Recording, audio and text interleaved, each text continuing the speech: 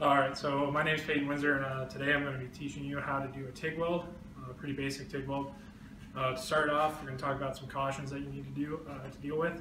The first is, when you weld, UV radiation is given off at really high levels, so we need to protect against that. That's what this mask is for. This mask will protect your eyes and your face from the intense UV radiation. Also, when you weld, you have a large amount of heat build up. I mean, it actually melts the metal. So we have to deal with the hot metal. With TIG, we don't have to worry about sparks though. So to protect ourselves, we just need to protect our skin with some long clothing and some leather gloves. And then we also need to make sure we're wearing pants to protect ourselves from any hot metal that we may encounter. So when we do our weld, we have to make sure a couple of things around us are taken care of. The first is that we have our piece grounded. If you come over here and you look, we have a ground clamp connected directly to this metal table, which completes a circuit through the piece, allowing you to create a weld. Because this method uses electricity, so it needs to have a current. So using this steel table, we don't have to weld, or we don't have to ground directly to the piece, but we can if we need to. The second thing we need to realize or be aware of is our surrounding, making sure this is free of flammables. If you notice here, there's no paper, no oil, no grease, anything that can catch on fire. It's completely free of that material. If you're welding, you just have to make sure that that's all gone. And the last note we should deal with before we start is you should never use chlorinated brake clean when cleaning your parts. The chlorinated brake clean, when it's welded on, the heat will break down the molecules. It will release chlorine gas, which is dangerous to your health. So the last thing we're going to talk about before we start welding is preparing the piece for welding. With TIG, we need to make sure our piece is clean of debris. If you notice, this piece doesn't have a lot of weld or a lot of rust buildup. It's very clean.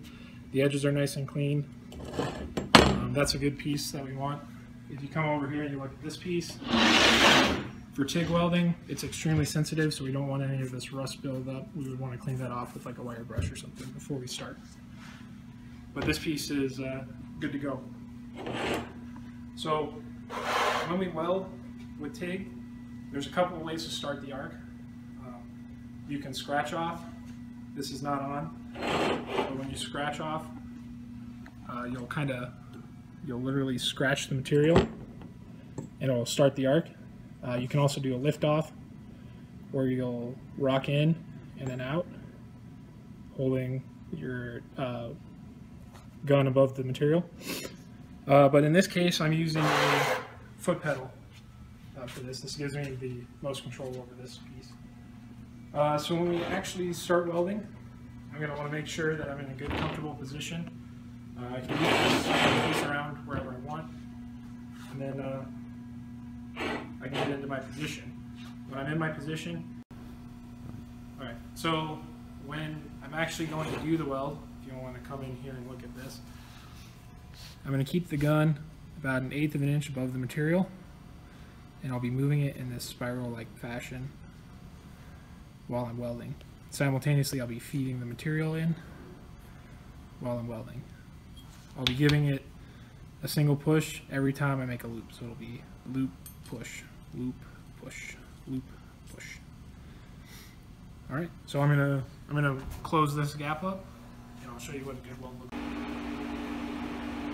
Good.